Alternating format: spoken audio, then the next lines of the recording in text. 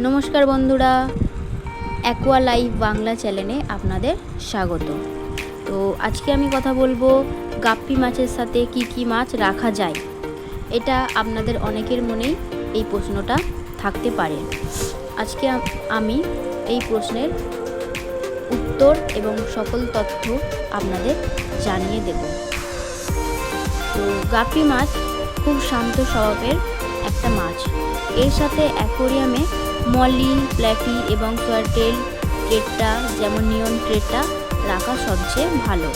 এছাড়া অ্যাকোয়ারিয়াম পরিষ্কার রাখার জন্য করি ক্যাটফিশ বা গলদা চিংড়ির মতো প্রজাতি রাখতে পারেন, এটা আপনাদের ব্যক্তিগত ব্যাপার।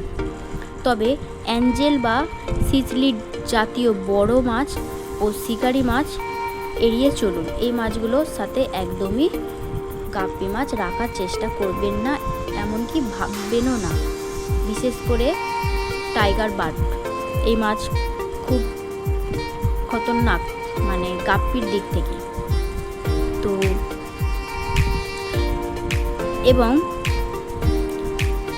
গাপ্পি মাছের সাথে যে সকল মাছগুলির নাম বললাম তাদের গুণগুলো একটু বিস্তারিতভাবে আপনাদের জানাই।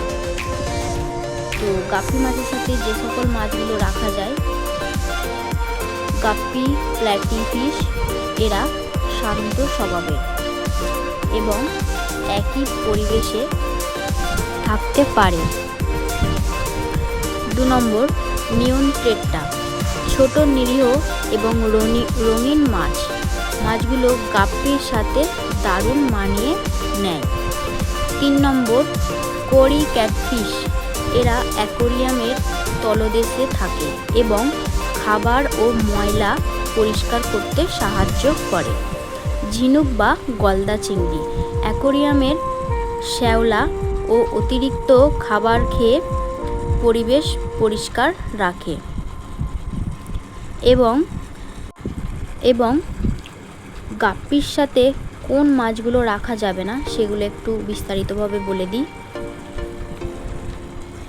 গাপ্পি মাছের পাখনা খুব সুন্দর ও বড় হয়, তাই যেসব মাছ পাখনা কামড়ায় বা গাপ্পিকে খাবার মনে করে তাদের সাথে রাখা যাবে না। যেমন বিশাল আকারের বা শিকারি মাছ, যেমন অস্কার বা অ্যাঞ্জেল ফিশ এবং টাইগার বার্ড, এই মাছটা আগে আছে, এরা গাপ্পির পাখনা কামড়ে ছিঁড়ে ফেলে। গোল্ডফিশ গাপ্পির তুলনায় গোল্ডফিশের জলের তাপমাত্রা এবং পরিবেশ ভিন্ন হয়, মানে গোল্ডফিশের সাথেও গাপ্পি মাছ রাখা যাবে না। গোল্ডফিশ যে নড়াচড়া করে তাতেও গাপ্পি মাছ ভয় পায়, সেই জন্য। তো আজকের ভিডিও এতটুকুই।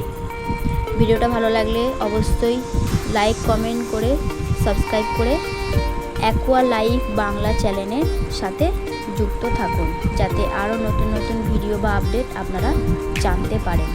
আবারও একবার নমস্কার, আমার চ্যানেলে স্বাগত।